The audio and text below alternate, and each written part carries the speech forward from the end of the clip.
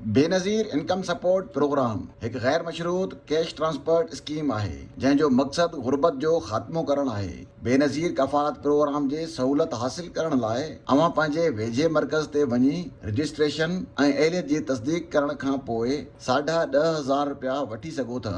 जेकॾहिं अवां हिन वक़्त ताईं दाख़िला नाहे कराई त अवां खे इहो ॼाणणु घुर्जे त रजिस्ट्रेशन कीअं थी थिए। बेनज़ीर इनकम सपोर्ट प्रोग्राम में सॼे मुल्क जा माण्हू शामिल आहिनि ऐं BISP जूं तालुके सतह ते आफ़ीसूं पिणु क़ाइमु थियल आहिनि। इन लाइ अवां खे पंहिंजो सुञाणप कार्ड खणी वञिणो पवंदो। एजेंट अवां जी अहलियत जो पतो लॻाए अवां जी ID इस्तेमालु कंदे सर्च कंदो। रजिस्ट्रेशन खां पोइ अवां खे पंहिंजे मोबाइल फ़ोन ते पैगाम ज़रिए इतला कयो वेंदो। जेकॾहिं अवां खे अहल करार ॾिनो वियो त अवां पंहिंजे वेझे मर्कज़ तां फंड्स वठी सघो था। ख़्यालु रहे त अवां खे समूरा पैगाम सिर्फ़ 8171 तां ई मोकिलिया वेंदा। ॿियनि नंबरनि तां मिलंदड़ पैगामनि खां होशियारु रहो ऐं उन्हनि खे ज़ाती ॼाण कॾहिं बि न ॾियो। जेकॾहिं अवां पंहिंजी दाख़िला कराए छॾी आहे ऐं पोइ बि अवां खे रक़म नाहे मिली त परेशान न थियो। हाणे अवां खे पंहिंजी अदायगी ऑनलाइन चेक करणी आहे।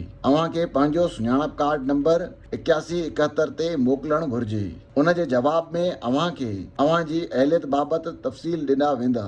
जेकॾहिं अवां अहल हूंदा त वेझे कैश मर्कज़ तां कैश रक़म वठी सघो था ऐं अवां जे ऑनलाइन रजिस्ट्रेशन 8171 ते ई थींदी आहे त अवां खे पंहिंजे अहलियत जे तस्दीक लाइ दस्तावेज़ जमा कराइणा पइजी सघनि था। उन्हनि दस्तावेज़नि में क़ौमी शनाख़्ती कार्ड, आमदनीअ जो सबूत ऐं घरेलू ॼाण शामिल हूंदी आहे।